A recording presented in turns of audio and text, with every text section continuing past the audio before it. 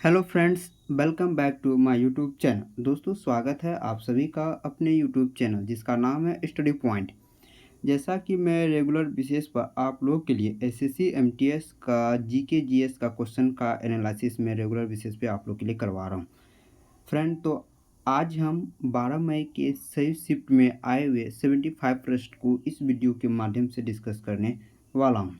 तो दोस्तों, वीडियो को स्टार्ट करने से पहले एक छोटा सा रिक्वेस्ट है कि वीडियो अच्छा लगे तो प्लीज़ लाइक और दोस्तों के बीच ज़रूर शेयर करें और कमेंट बॉक्स में ज़रूर बताएं कि आपको हमारी यह वीडियो कैसी लगी। और फ्रेंड, अगर आप फर्स्ट टाइम इस चैनल पर हैं और चैनल को सब्सक्राइब नहीं किया है तो चैनल को सब्सक्राइब ज़रूर करिए और ऐसी ही वीडियो के लिए आप बेल आइकन को प्रेस कर दें ताकि आपको हमारी न्यू वीडियो की नोटिफिकेशन ईजिली पहुंच पाए। चलिए स्टार्ट करते हैं आज के सवाल से।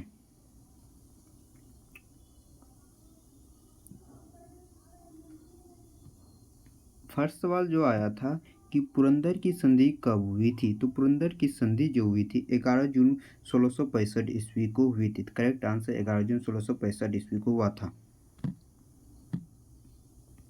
ठीक है। मुगल साम्राज्य के सेनापति राजपूत शासक जयसिंह प्रथम और मराठा छत्रपति शिवाजी महाराज के बीच 11 जून 1665 ईस्वी पुरंदर संधि पर हस्ताक्षर किया गया। किसके किसके बीच लड़ा गया था? महाराजा जयसिंह प्रथम और छत्रपति शिवाजी महाराज के बीच यह पुरंदर की संधि हुई थी। फ्रेंड, मैं हर क्वेश्चन का डिटेल से एक्सप्लेनेशन करने वाला हूँ, तो वीडियो को जो है स्किप मत कीजिए, तो वीडियो के लास्ट तक बने रहेंगे फ्रेंड। नेक्स्ट सवाल देख लेते हैं।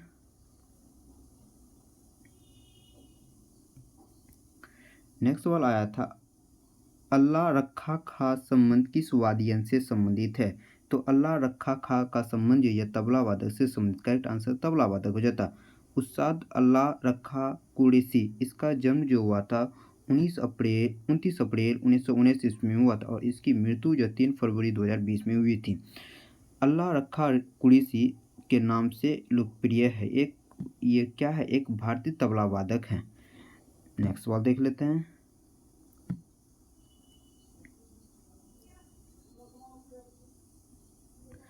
नेक्स्ट सवाल आया था, केरल के नववर्ष के रूप में कौन सा त्यौहार मनाया जाता है। केरल के नववर्ष के रूप में यह विष्णु त्यौहार मनाया जाता है। करेक्ट आंसर विष्णु हो जाता है। विषु केरल का प्रसिद्ध उत्सव है। यह केरल के वासियों के लिए नववर्ष का एक दिन है।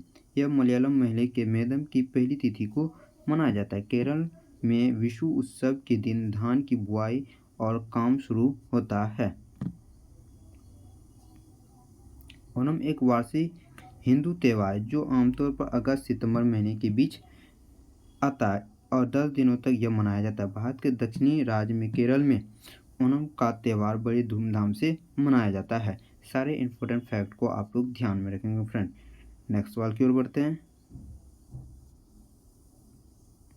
नेक्स्ट सवाल आया था, फूलों के आंतरिक भाग को क्या कहते हैं। तो फूलों के आंतरिक भाग को स्त्री केसर कहा जाता है। करेक्ट आंसर स्त्री केसर हो जाता है। स्त्री केसर फूलों का सबसे भीतरी भाग होता है। यह फूल का मादा भाग होता है। स्त्री केसर फूल का मादा भाग होता है। पुंकेसर पुरुष का नर भाग होता है जो क्या होते हैं? पंखुड़ी पंखुड़ी फूल का रंगीन भाग होता है जो इसे एक अनोखा आकार भी प्रदान करता है। देखिए, स्त्री केसर स्त्री यदि फूल का मादा भाग हो तो पुंकेसर ये पुरुष का नर भाग होता है और पंखुड़ी जो है रंगीन भाग होता है जो कि क्या फूलों को अनोखा रंग प्रदान करता है। सारे इंपॉर्टेंट फैक्ट को फ्रेंड ध्यान में रखेंगे आने शिफ्ट के लिए। सारे महत्वपूर्ण सवाल हो जाते हैं। देखिए, नेक्स्ट सवाल देख लेते हैं। दिम्पू नृत्य दम्पू नृत्य किस राज्य की जनजाति द्वारा किए जाने वाला एक लोक नृत्य है। तो दिम्पू नृत्य यह आंध्र प्रदेश राज्य के द्वारा किए जाने वाला एक लोक नृत्य है। चलिए, दिम्पू नृत्य के बारे में संबंधित महत्वपूर्ण फैक्ट होते हैं। दिम्पू नृत्य आंध्र प्रदेश में महत्वपूर्ण और लोकप्रिय नृत्य रूपों में से एक है। इस नृत्य के रूप में अपना नाम एक साधारण ताल वादक यंत्र द्वारा उत्पन्न ध्वनि से अर्जित एक तंबूर जैसा ड्रम जिसे दम्पू कहा जाता है। नेक्स्ट सवाल देख लेते हैं। नेक्स्ट सवाल हमारे करेंट से सवाल पूछे, नवंबर 2022 में न्यूजीलैंड ने T20 सीरीज में भारत के कप्तान कौन थे। तो नवंबर 2022 में न्यूजीलैंड T20 सीरीज में भारतीय कप्तान जो थे यह हार्दिक पांड्या थे। करेक्ट आंसर हार्दिक पांड्या हो जाता है। नेक्स्ट सवाल देख लेते हैं।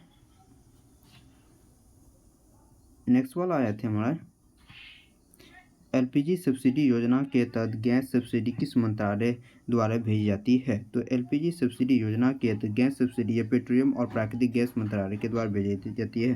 करेक्ट आंसर पेट्रोलियम और प्राकृतिक गैस मंत्रालय हो जाता। नेक्स्ट सवाल की ओर बढ़ते हैं। नेक्स्ट सवाल हमारा आया था,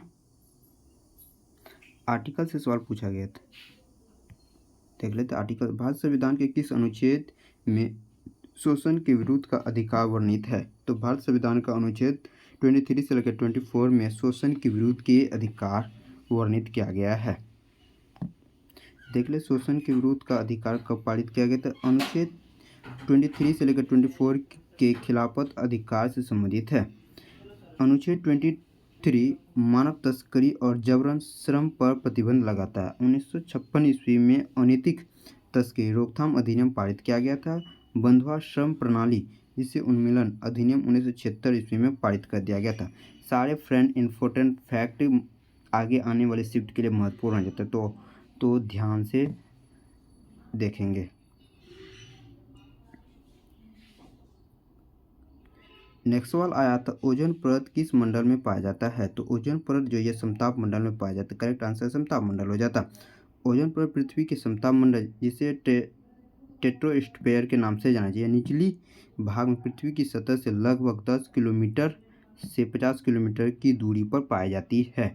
समताप मंडल कहाँ पाई जाती है? यह ओजोन परत समताप मंडल में पाई जाती है। नेक्स्ट सवाल की ओर देखते हैं।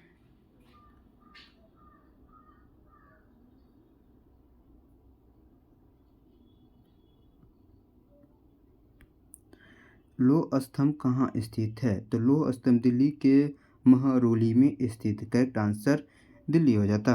वर्तमान में दिल्ली के महरौली में कुतुब मीनार परिसर में लौह स्तंभ स्थित। इस स्तंभ का निर्माण चंद्रगुप्त द्वितीय ने 375 से 415 ईसा पूर्व के दौरान कराया था। लौह स्तंभ 16 इंच व्यास वाला और 23.8 मीटर ऊंची वाला प्रतिमा है। नेक्स्ट सवाल देख लेते हैं। नेक्स्ट सवाल आया था, वर्ष 1773 से 1750 ईस्वी के भारत का गवर्नर जनरल कौन रहा था? तो 1773 से लेकर 1750 भारत के गवर्नर जनरल या वारेन हेस्टिंग हो जाएंगे। करेक्ट आंसर वारेन हेस्टिंग हो जाते हैं। देखिए, वारेन हेस्टिंग से संबंधित महत्वपूर्ण फैक्ट को देख लेते हैं। वारेन हेस्टिंग बंगाल के पहले गवर्नर जनरल थे। 1750 में वह एक क्लर्क के रूप में ब्रिटिश ईस्ट इंडिया कंपनी में शामिल हुआ था। नेक्स्ट सवाल देख लेते हैं।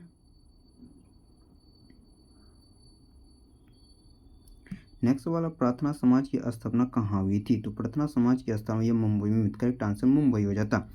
सामाजिक धार्मिक सुधार के लिए अग्रणी समाज या प्रथा समाज की स्थापना 31 मार्च 1867 ईस्वी मुंबई के आत्माराव पांडुरंग के द्वारा की गई थी। तो प्रार्थना समाज की स्थापना जो हुआ था 31 मार्च 1867 ईस्वी में आत्माराव पांडुरंग के द्वारा मुंबई में किया गया था। नेक्स्ट सवाल देख लेते हैं।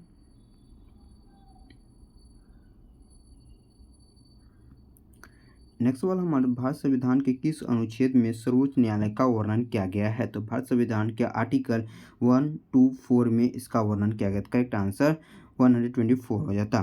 भारत संविधान के भाग 5 में अनुच्छेद 124 से लेकर 147 तक इस उच्च न्यायालय के गठन और शक्तियों और न्यायपालिका का उल्लेख किया गया। वर्तमान में सुप्रीम कोर्ट के भारत मुख्य न्यायाधीश की 34वीं न्यायाधीश हैं।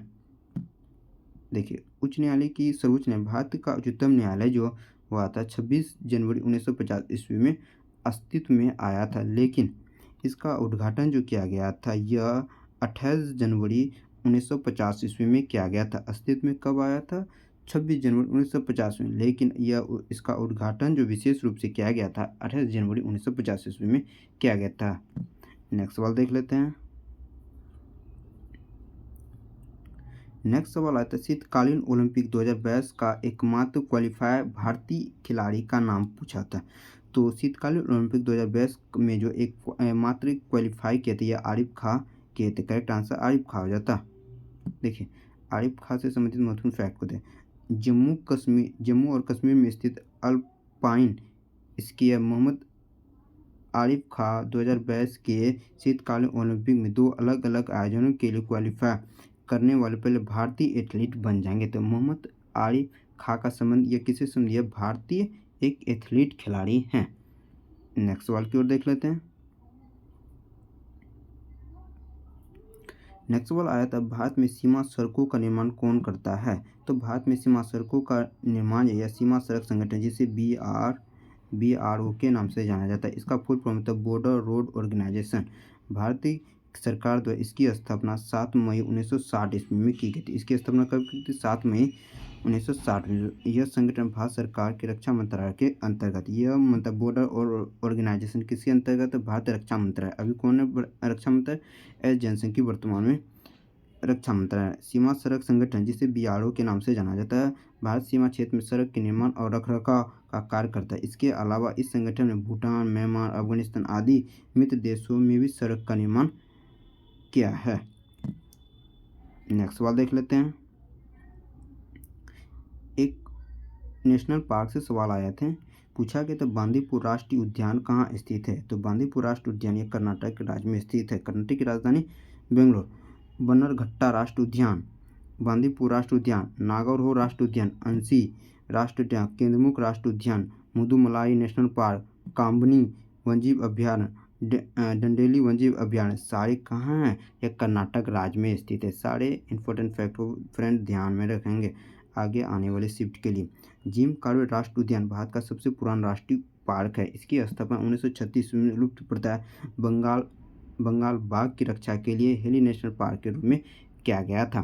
फ्रेंड, आपको हमारी वीडियो अच्छी लगी तो प्लीज़ चैनल को लाइक और सब्सक्राइब करना न भूलें। नेक्स्ट सवाल देख लेते हैं।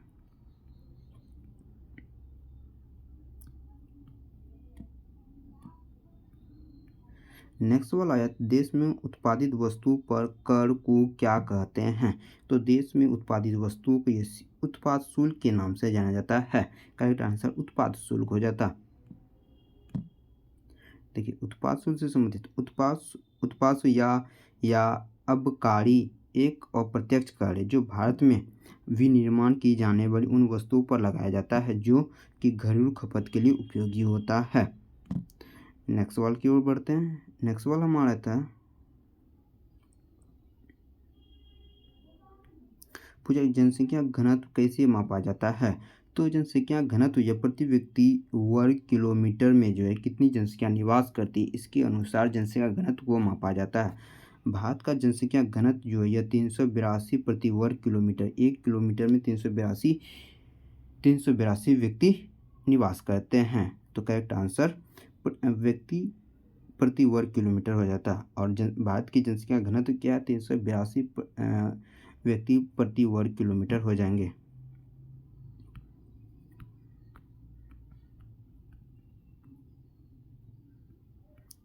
नेक्स्ट सवाल देख लेते हैं। नेक्स्ट सवाल आया था,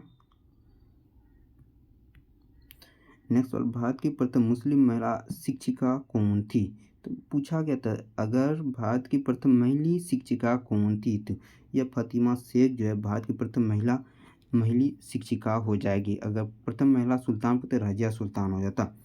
फातिमा शेख एक भारतीय शिक्षिका थी जो कि सामाजिक सुधार जैसे ज्योतिबा फूले, सावित्री फूले की सहयोगी भी रही थी। इन नेक्स्ट सवाल की ओर देखते हैं।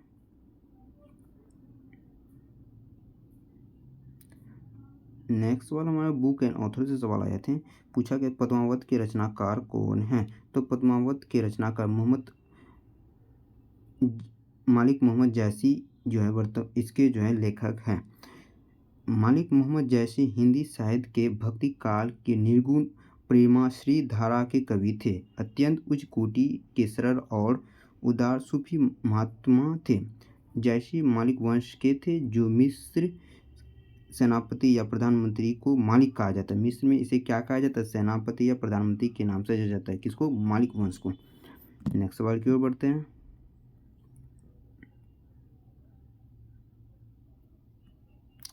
नेक्स्ट सवाल आया तो ओलंपिक में सबसे ज़्यादा पदक जीतने वाले खिलाड़ी कौन हैं। तो ओलंपिक में ज़्यादा पदक जीतने वाले खिलाड़ी ये माइकल फेल्प्स हो जाएंगे। करेक्ट आंसर माइकल फेल्प्स हो जाते हैं। पूर्व महान अमेरिकी तैराक माइकल फेल्प्स 28 ओलंपिक पदों के साथ सबसे सफल पुरुष ओलंपियन हैं।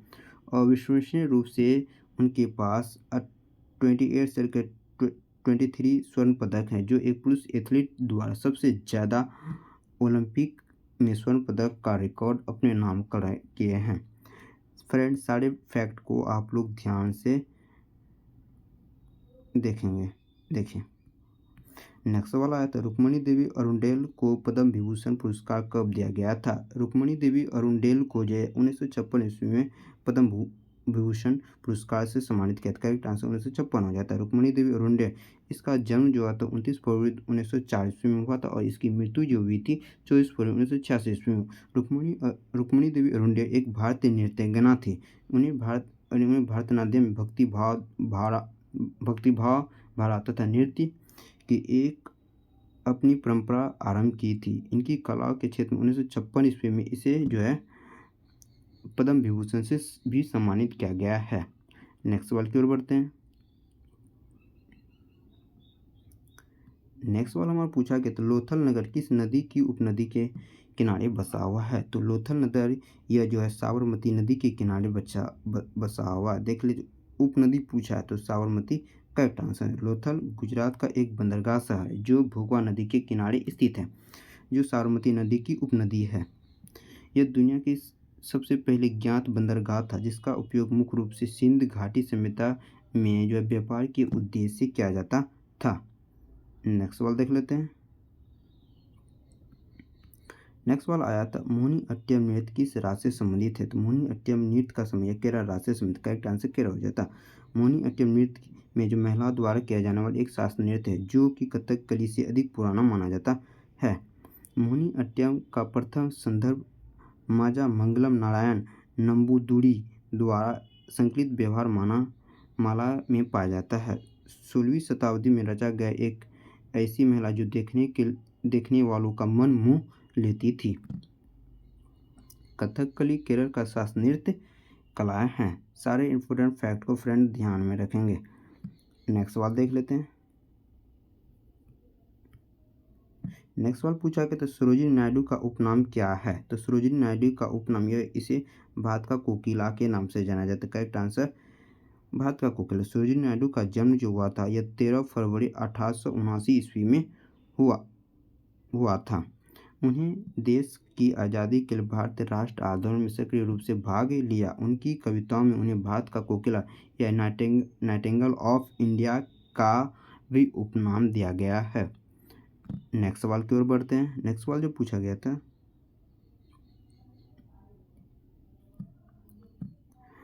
बादशाह की उपाधि किसने धारण की थी? तो बादशाह की उपाधि यह बाबर के द्वारा धारण की। करेक्ट आंसर बाबर हो जाता। बाबर ने मुगल साम्राज्य की स्थापना 1526 ईस्वी में की थी। पानीपत की प्रथम लड़ाई 14 फरवरी 1483 सर्वप्रथम बाबर ने अफगानिस्तान के काबुल में पदवी धारण की थी। तो बादशाह की उपाधि किसने धारण की थी? बाबर ने। अगर मुगल सम्राट का क्रम पूछे तो याद रखेंगे, बाहों में आजा शाहजी आम, बाहों में हो गया बाबर हो गया, हो से हो गया हुमायूं, औ से हो गया अकबर हो गया, जो से जहांगीर हो गया, स से शाहजहाँ हो गया, और से हो गया औरंगजेब, और बहादुर शाह प्रथम यह राष्ट्रीय मुगल बादशाह थे। सारे क्रम को आप लोग ध्यान में रखेंगे फ्रेंड। नेक्स्ट सवाल की ओर बढ़ते हैं।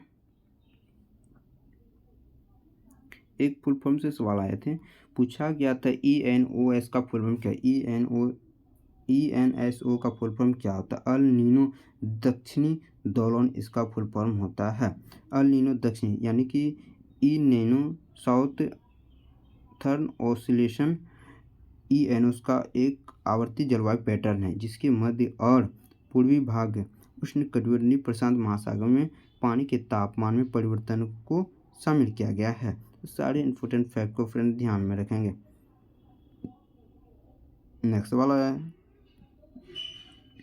नारियल के तेल में मौजूद वसा अम्ल की प्रमुख मात्रा किसकी होती है? तो नारियल के तेल में वसा की प्रमुख मात्रा जो है लौरिक अम्ल की होती है। तो करेक्ट आंसर लौरिक अम्ल हो जाता। नारियल के तेल में मौजूद वसा अम्ल की प्रमुख मात्रा में लौरिक जो है यह 47% पाई जाती है। तो करेक्ट आंसर लौरिक अम्ल हो जाता। नेक्स्ट सवाल देख लेते हैं।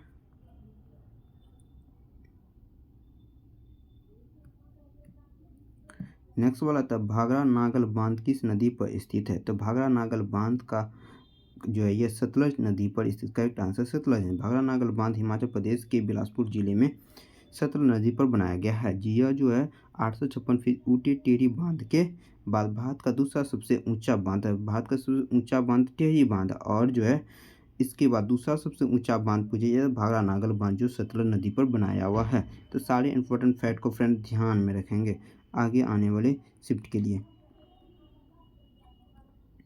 नेक्स्ट सवाल देखते हैं, तो सर्वोच्च न्यायालय के मुख्य न्यायाधीश की नियुक्ति कौन करता है? तो सर्वोच्च न्यायालय के मुख्य न्यायाधीश की नियुक्ति राष्ट्रपति के द्वारा की जाती है, करेक्ट आंसर राष्ट्रपति। तो भारत संविधान के अनुच्छेद 124 में सर्वोच्च न्यायालय के मुख्य न्यायाधीश तथा अन्य न्यायाधीशों की नियुक्ति का प्रावधान किया गया है। सर्वोच्च न्यायालय के मुख्य न्यायाधीश भारत के राष्ट्रपति द्वारा नियुक्त किया जाता है। वो 65 वर्ष की आयु प्राप्त तक अपने पद पर बने रहेंगे।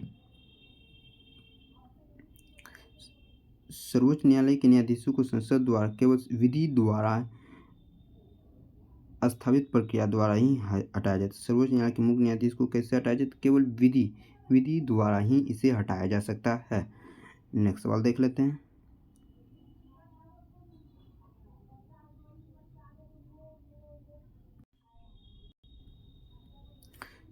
नेक्स्ट सवाल आता है, शीतकालीन ओलंपिक कितने समय अंतराल के बाद आयोजित किया जाता है? तो शीतकालीन ओलंपिक हर 4 साल के बाद आयोजित किया, करेक्ट आंसर 4 साल हो जाता। देखिए, ओलंपिक खेलों में हर 4 साल में आयोजित किया जाता है, जिसमें ग्रीष्मकालीन और शीतकालीन खेलों को बारी बारी से हर 4 साल में, लेकिन 2 वर्ष में अलग अलग किया जा सकता है। सारे इंपॉर्टेंट फैक्ट को फ्रेंड ध्यान में रखेंगे आगे आने वाले शिफ्ट के लिए। नेक्स्ट वाला आया था, थियोसोफिकल सोसाइटी की स्थापना भारत में कब की गई थी? तो इसकी स्थापना जो 1882 इसमें की गई थी, करेक्ट आंसर 1882। थियोसोफिकल सोसाइटी की स्थापना 1875 ईस्वी न्यूयॉर्क में मैडम HP ब्लावस्की और कर्नल ओलकेट ने की थी। 1882 में इस सोसाइटी का मुख्यालय भारत के मद्रास यानी कि चेन्नई के पास अडियार में स्थापित किया गया था।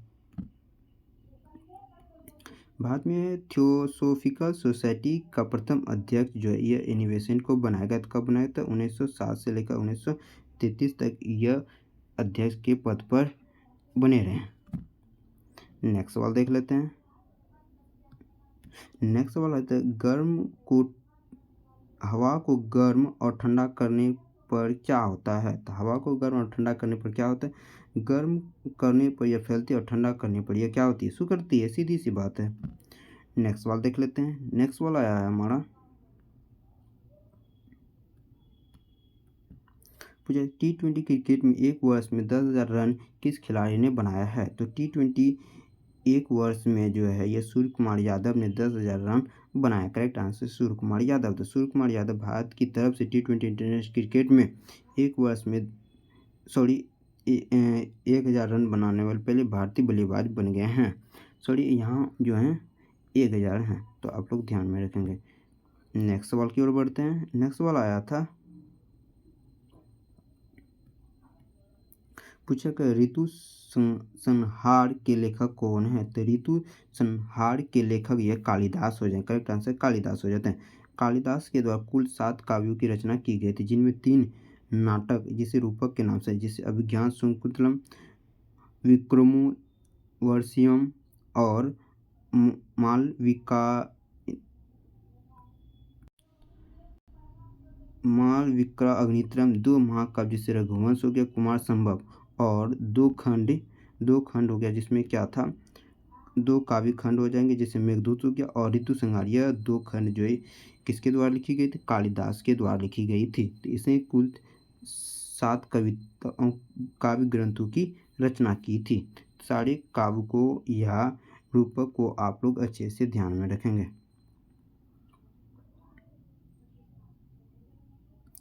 नेक्स्ट वाला हमारा आया था कि त्यौहार से आते छठ पूजा त्यौहार किस राज्य में मनाया जाता है? तो छठ पूजा त्यौहार ये बिहार राज्य में मनाया जाता है, करेक्ट आंसर बिहार। छठ एक हिंदू त्यौहार जो सूर्य और उनकी पत्नी उषा को समर्पित है, ताकि वे पृथ्वी पर जीवन की सृष्टाओं के लिए उन्हें धन्यवाद दें। प्रसिद्ध छठ पूजा के दौरान देवी की पूजा की जाती है, जिसे छठी मैया यानी सूर्य देव की पत्नी उषा के नाम से जानी जाती है। डैश के रूप में मनाया जाता है, इसके जो है इसी के रूप में मनाया जाता है। छठी मैया के नाम से भी ये प्रसिद्ध हैं। नेक्स्ट सवाल देख लेते हैं। नेक्स्ट सवाल जो हमारा आया था,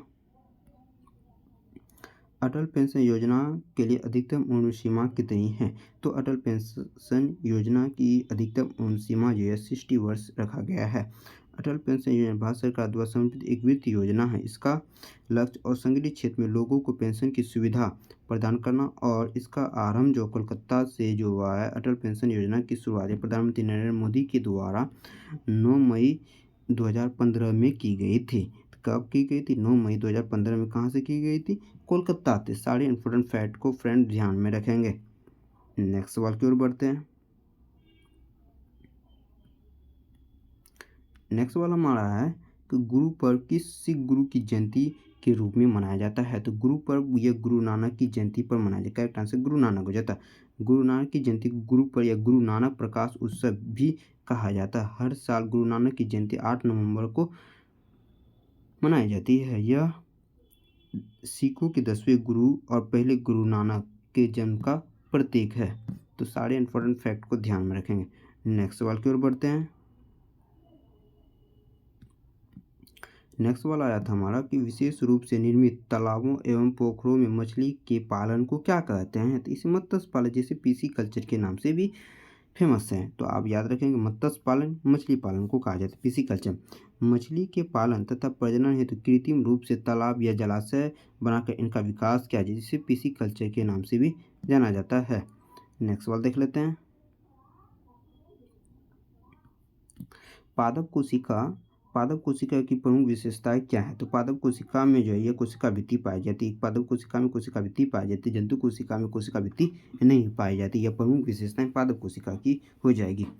एक पादप कोशिका सभी पौधे की मूल इकाई पादप कोशिका यूकेरियोटिक कोशिकाएं होती है, जिसका अर्थ होता है उनके पास एक झिल्ली युक्त नाभिक अंग हैं। इसमें अन्य कोशिका की तुलना में एक बड़ा रिक्तिका। पशु कोशिका में विपरीत पौधे की कोशिका में कोशिका झिल्ली के आसपास कोशिका भित्ति होती है।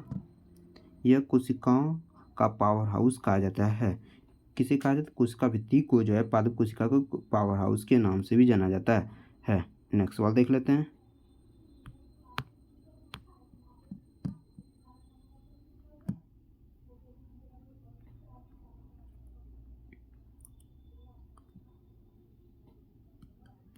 नेक्स्ट सवाल हमारा है तो प्राकृतिक रबर को मुलायम एवं संरक्षित करने की प्रक्रिया को क्या कहते हैं? तो प्राकृतिक रबर को मुलायम और संरक्षित करने की प्रक्रिया को यह वल्कनीकरण कहा जाता है। करेक्ट आंसर वल्कनीकरण हो जाता है।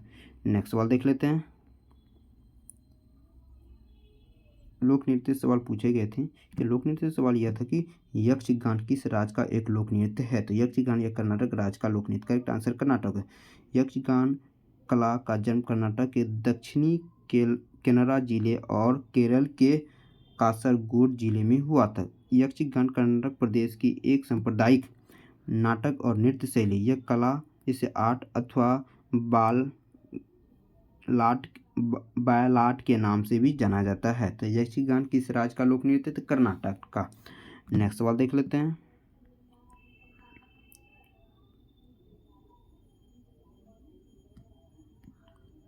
नेक्स्ट वाला है तो भारत संविधान के किस अनुच्छेद मानवाधिकार का वर्णन किया गया है? तो मानवाधिकार का वर्णन जो आर्टिकल 76 में किया गया है। करेक्ट आंसर 76 हो जाता है। भारत के मानवाधिकार अनुच्छेद 76 में नियुक्ति भारत के राष्ट्रपति द्वारा की जाती है। जो व्यक्ति सुपर कोर्ट न्यायाधीश बनने की योग्यता रखता है, ऐसे ही व्यक्ति को भारत के राष्ट्रपति के महाधिक के पद पर नियुक्त किया जाता है। नेक्स्ट सवाल की ओर बढ़ते हैं। नेक्स्ट सवाल हमारा आता है दिलवारा का जैन मंदिर का निर्माण किस शैली में हुआ था? तो दिलवारा के जैन मंदिर का निर्माण यह नागर शैली में हुआ था। करेक्ट आंसर नागर शैली हो जाता। दिलवारा के जैन मंदिर का निर्माण नागर शैली के अनुसार किया गया था। दिलवारा के जैन मंदिर जैसे 5 मंदिरों का एक समूह है। यह राजस्थान के सिरोही जिले में के माउंट आबू नगर में स्थित है। इन मंदिरों का निर्माण 11वीं और 13वीं शताब्दी में भीमत शाह द्वारा करवाया गया था। यह शानदार मंदिर जैन धर्म के तीर्थकों को समर्पित है। यह दिलवारा का जैन मंदिर किससे संबंधित है? यह जैन धर्म तीर्थकों से संबंधित है। नेक्स्ट सवाल की ओर देखते हैं।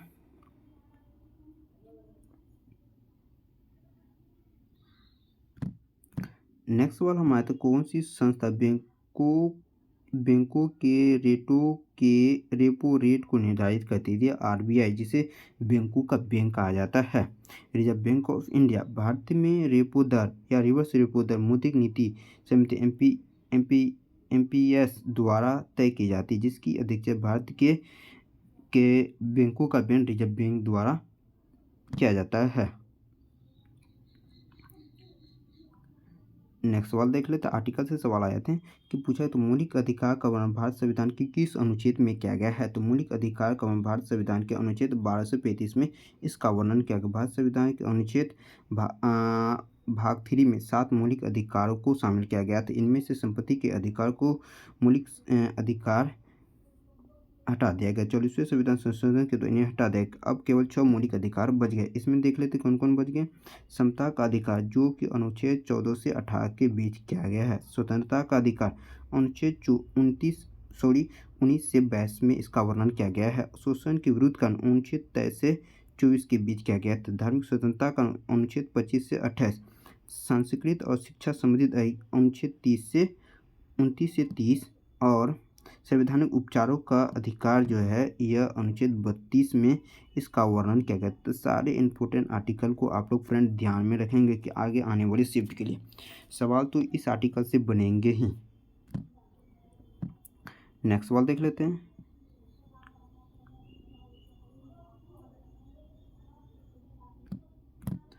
नेक्स्ट सवाल आता है फ्रेंच ओपन 2022 का पुरुष युगल का खिताब किसने जीता है? तो फ्रेंच ओपन 2022 में पुरुष युगल का खिताब चिराग शेट्टी और सात्विक राज रेड्डी के द्वारा जीता गया था।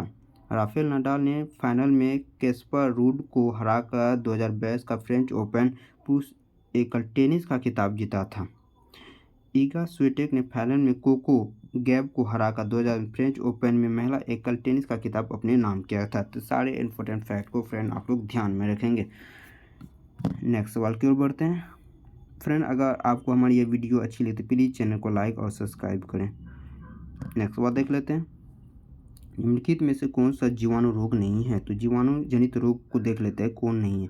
इसमें देख लेते हैं जैसे टाइफाइड, यह तो जीवाणु जनित रोग है। तपेंदिक या रक्षमा यह तपेंदिक, जैसे प्लेग हो गया, हैजा हो गया, डिप्थीरिया हो गया, टेटनस, यह सभी क्या है? जीवाणु जनित रोग हैं।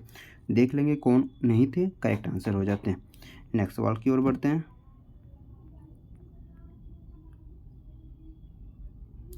नेक्स्ट सवाल हमारे पॉलिटिकल हिस्ट्री से होता है। भारत में मुस्लिम लीग का गठन किस वर्ष किया गया था? तो भारत में मुस्लिम लीग का गठन 30 दिसंबर 1906 ईस्वी में किया गया। करेक्ट आंसर 1906 हो जाता है। ऑल इंडिया मुस्लिम लीग की स्थापना 30 दिसंबर 1906 ब्रिटिश भारत के दौरान ढाका में इसका वर्तमान बंगाल प्रथा ऑल इंडिया मुस्लिम लीग की स्थापना की गई थी। देख लेते हैं। देखिए लीग में आगा खां, ख्वाजा सलीमुल्लाह और मोहम्मद अली जिन्ना के समेत नेता के द्वारा मुस्लिम लीग की स्थापना 1906 ईस्वी में किया गया था। नेक्स्ट सवाल देख लेते हैं। नेक्स्ट सवाल हमारा आया था बुक एंड ऑथर से सवाल पूछे गए थे। I too had a love story के लेखक कौन हैं? तो इसके लेखक जो रविंदर सिंह, करेक्ट आंसर हो जाता है। I too had a love story.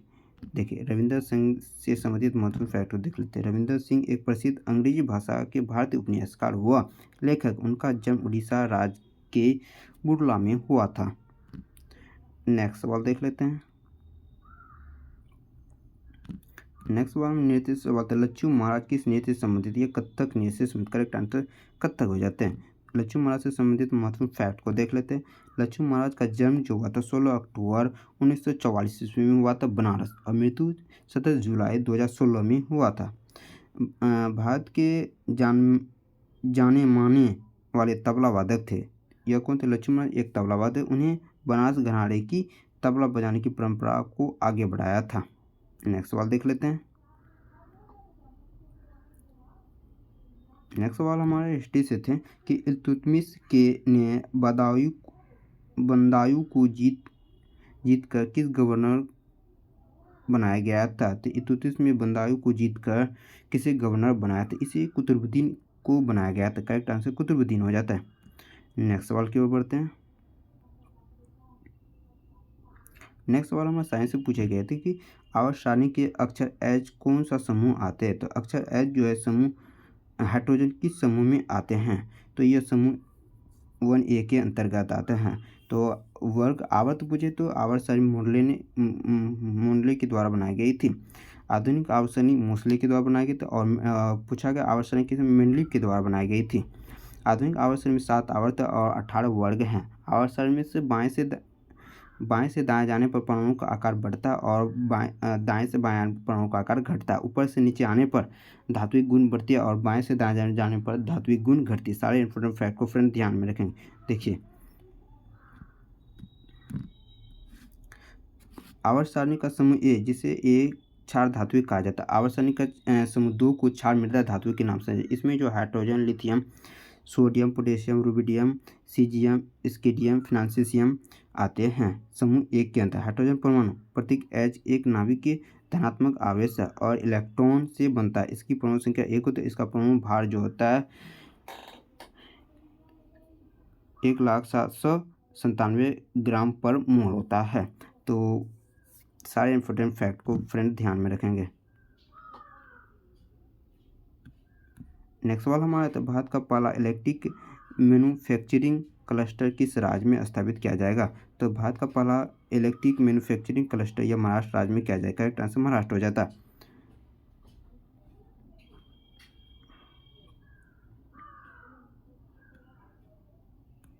Next सवाल देखते हैं, संघ में रहने वाले बौद्ध भिक्षुओं के बारे में किस पिटक में जानकारी मिलती है। तो संघ में रहने वाले बौद्ध भिक्षुओं के बारे में विनय पिटक में इसकी जानकारी मिलती है। Correct answer Vinaya Pitaka. तो संघ में रहने वाले बौद्ध भिक्षुओं के लिए बनाए गए नियम विनय पिटक नामक ग्रंथ में मिलते हैं। विनय पिटक में से हमें पता चलता है कि संघ में पुरुष और स्त्रियों के रहने की अलग अलग व्यवस्थाएं थी। त्रिपिटक जैसे बौद्ध धर्म के त्रिपिटक को 3 भागों में विभाजित किया। विनय पिटक, सूत पिटक और अधिधर्म, यह 3 पिटक को फ्रेंड आप लोग ध्यान में रखेंगे। किसके द्वारा? बौद्ध धर्म में त्रिपिटक किस धर्म से संबंधित है? यह बौद्ध धर्म से संबंधित। करेक्ट आंसर बौद्ध धर्म।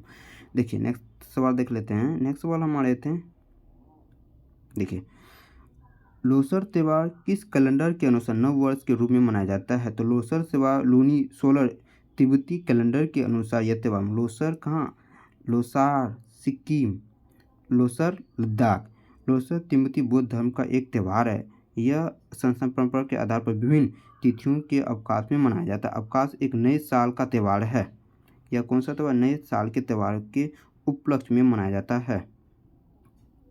देखिए, जो लूनी सोलर तिब्बती कैलेंडर के पहले दिन में मनाया जाता है, जो ग्रेगरियन कैलेंडर में फरवरी या मार्च माह की तारीख से मेल खाता है। देखिए नेक्स्ट सवाल देख लेते हैं फ्रेंड। नेक्स्ट सवाल हमारा आया था, नेक्स्ट सवाल, पश्चिमी बंगाल की सबसे ऊंची चोटी कौन है। पश्चिम बंगाल की सबसे ऊंची संदकफू चोटी जो पश्चिम बंगाल की सबसे ऊंची चोटी। करेक्ट संदकफू हो जाती। संदकफू चोटी जिसकी ऊंचाई जो है 3,780 मीटर है और फुट में देखें तो 12,400 फुट है। पश्चिम बंगाल की सबसे ऊंची पर्वत चोटी है जो दार्जिलिंग में स्थित है। सिक्किम उत्तर पश्चिम भाग में नेपाल और भारत की सीमा पर स्थित कंचनजंगा भारत की सबसे ऊंची और दुनिया की तीसरी सबसे बड़ी ऊंची चोटी है।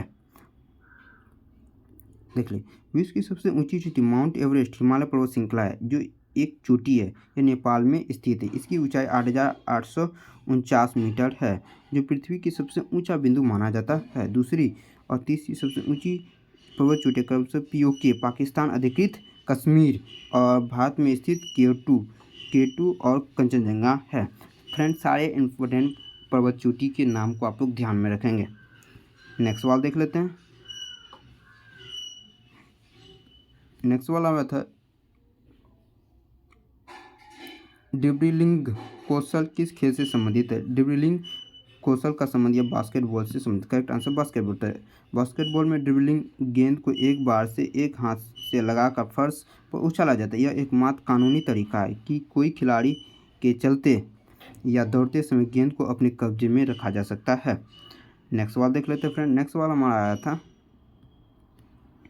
भारत में दूसरी सबसे ज़्यादा बोली जाने वाली भाषा कौन सी है? तो भारत में सबसे ज़्यादा दूसरी बोली जाने वाला भाषा यह बंगाली। भारत की दूसरी सबसे ज़्यादा बोली जाने वाला भाषा बंगाली, जिसमें जो 9.7 करोड़ नागरिकों द्वारा बोली जाती है, यानी कि कुल जनसंख्या का 0.83% यह भारत नागरिकों के द्वारा बोली जाती है। और वहीं 2011 के जनगणना के अनुसार मराठी 6.8% भारत में तीसरी सर्वाधिक बोली जाने वाली भाषा है। मराठी ने तेलुगु को देश में तीसरी सबसे अधिक बोली जाने वाली भाषा के रूप में भी प्रतिस्थापित किया है। नेक्स्ट सवाल की ओर बढ़ते हैं।